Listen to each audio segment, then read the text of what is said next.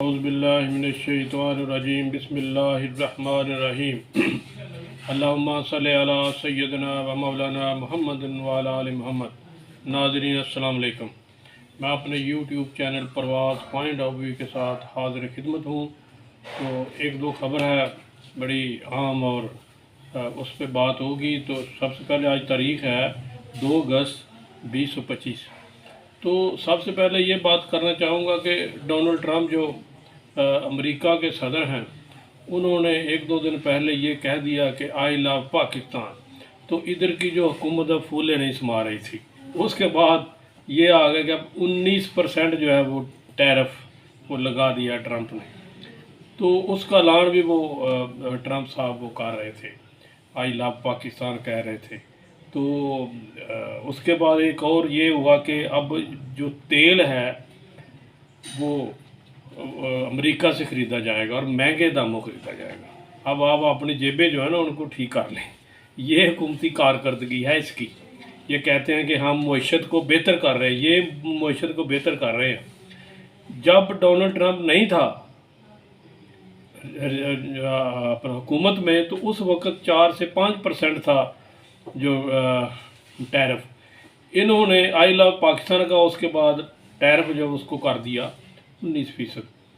और एक इंडिया को कह दिया कि वह पाकिस्तान से तेल खरीदेगा।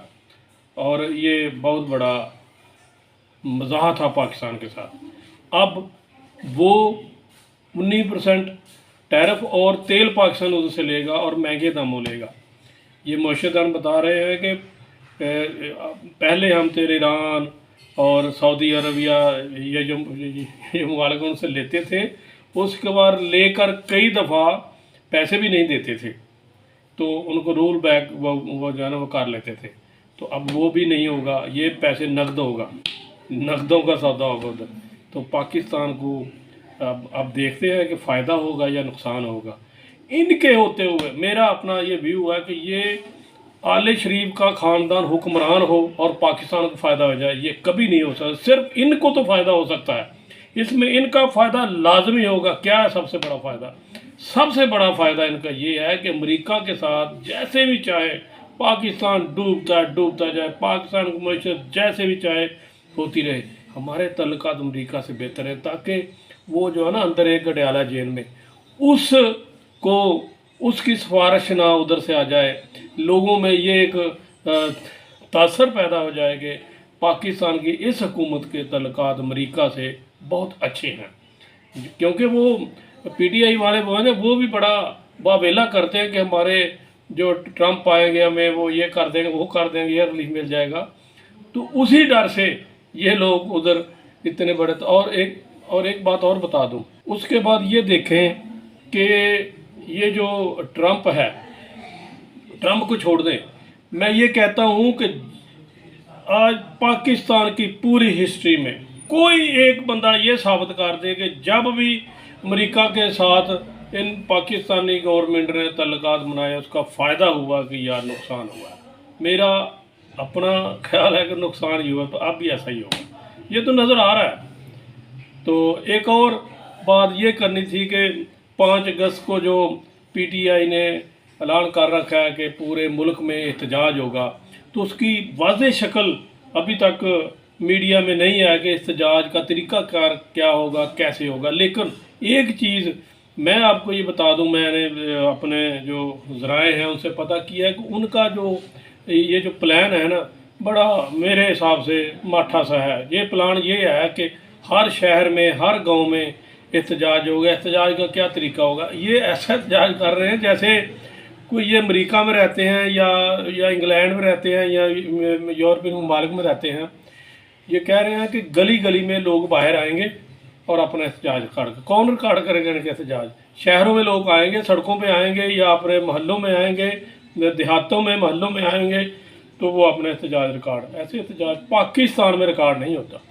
पाकिस्तान में एहतजाज के लिए और बहुत से टूल इस्तेमाल करना पड़ते हैं।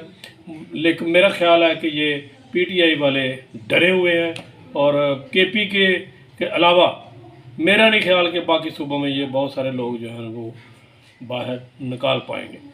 तो इसलिए हाँ ये है कि जो ये आगे चलता रहे, मीडिया का एक जो है ना वो बनती रही खबर, बस इस हद तक तो हो सकता है।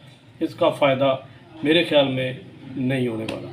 तो एक और बात ये करना चाहूँगा कि मैं अपने हसन निसार साहब हैं, बहुत बड़े सहाफ़ी हैं, बहुत बड़े और सीनियर तरीन सहाफ़ी हैं, बहुत अच्छा बोलते हैं, उनको फॉलो करता हूँ।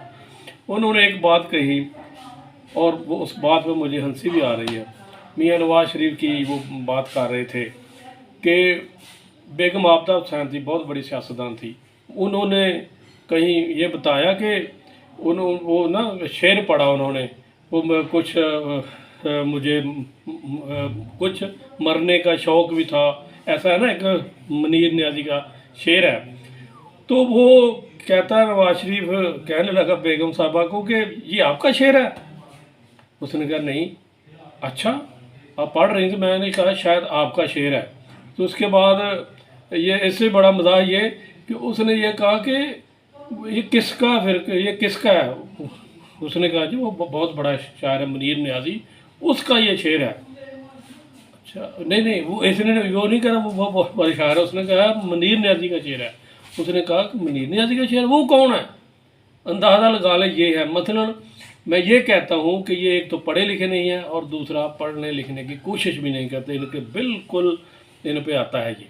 तो इसी के साथ इजाज़त चाहूँगा, और भी खबरें थी लेकिन टाइम थोड़ा होता है। बहुत शुक्रिया, अस्सलाम वालेकुम।